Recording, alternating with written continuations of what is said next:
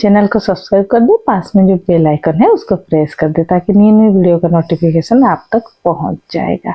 ऐसे ही motivation video life के ऊपर एंड नॉलेज के ऊपर मैं लेके आती हूँ एंड अपने मतामत अपने कमेंट जरूर दे। आज मैं ढूंढ रही थी सर्वज्ञ और अल्पज्ञ, इसका मायने और सही मायने में ये है क्या, सर्वज्ञ और अल्पज्ञ। सर्वज्ञ ईश्वर को बोलते हैं। जब कोई इंसान को अपने मार्के है, जब कोई इंसान ज्यादा बोलने लगता है या ज्यादा समझता है कि मुझे सब मालूम है, ऐसे मतलब ऐसे जब बातों से पता चलता है तो सब लोग क्या बोलते हैं उसको, ये अपने आप को सर्वज्ञ समझता है। तो ये सर्वज्ञ और अल्पज्ञ है क्या, आज जानते हैं उसके बारे में। ईश्वर क्या, मनुष्य के अंदर ईश्वर है। जो भी ज्ञान हम इंसान ले पाते हैं वो उसकी वजह से कि जो हमारे अंदर जो ईश्वर है उनकी वजह से हम थोड़ा बहुत ज्ञान, अल्प ज्ञान हम ले सकते हैं। लेकिन ईश्वर क्या है, वो सर्वज्ञ है, वो ज्ञान के स्वरूप है। जैसे समुद्र, ज्ञान एक क्या है, एक समुंदर जैसा है। ज्ञान एक समुंदर जैसा है। जैसे हम घड़ा लेके जाते हैं समुद्र के पानी को लाने के लिए, तो क्या होता है, समुद्र से हम घड़े के को भर के पानी ले पाते हैं। तो घड़े के अंदर समुद्र का जल है, लेकिन पूरी समुद्र तो समाया नहीं ना। तो वो जो जल लेके हम आए वही हमारा नॉलेज है, वही हमारा ज्ञान है। वो जो मिट्टी का मटका है वो हम इंसान है या मनुष्य है, और उस हमारे अंदर उतना ही ज्ञान है। जितना बड़ा हम पात्र लेके गए, जितना उठा पाए उतना ही ज्ञान हमारे अंदर है। लेकिन ईश्वर क्या है, ईश्वर सर्वज्ञ क्यों है कि ज्ञान के स्वरूप ही ईश्वर है। सारे ज्ञान उनसे उत्पत्ति है।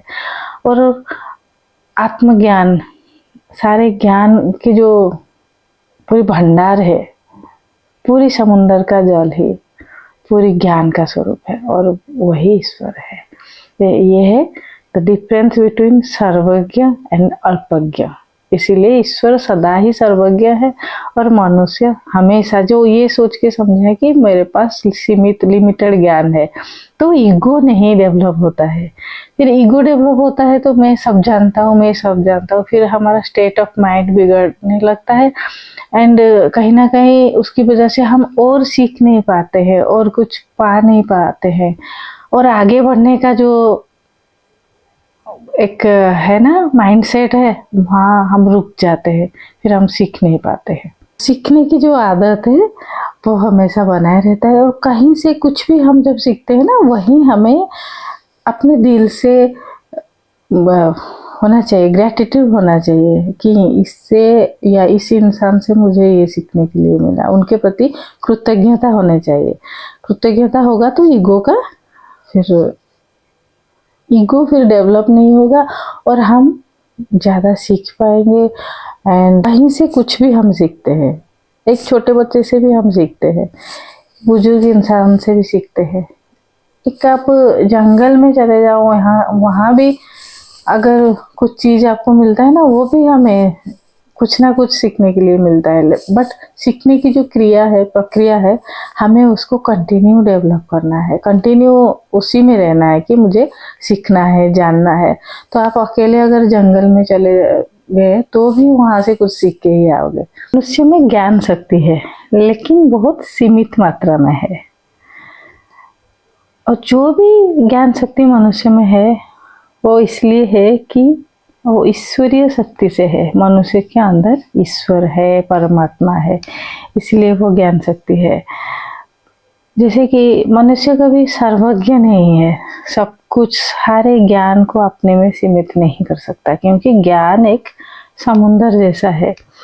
जैसे हम घड़े भरने में जाते हैं तो समुद्र की जल को ले आते हैं, समुद्र के पानी को हम घड़े से भर के लाते हैं, वो है ही समुद्र का जल, लेकिन वो घड़े के अंदर समुद्र नहीं है या सारा जल समाहित नहीं हुआ, इसलिए ज्ञान एक समुद्र है।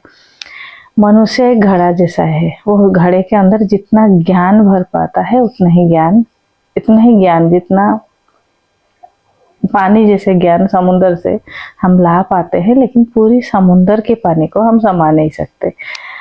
ईश्वर सर्वज्ञ है, जो ज्ञान है वही ईश्वर है और ईश्वर सर्वज्ञ है।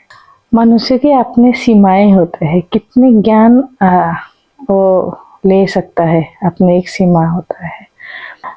एक मनुष्य में और एक परमात्मा में, ईश्वर में यही अंतर है कि मनुष्य अल्पज्ञ होता है और परमात्मा ईश्वर सर्वज्ञ होते हैं। सारे ज्ञान के वो स्वरूप ही होते हैं, ज्ञान के स्वरूप, ये सारे ज्ञान के मूल स्वरूप होते हैं।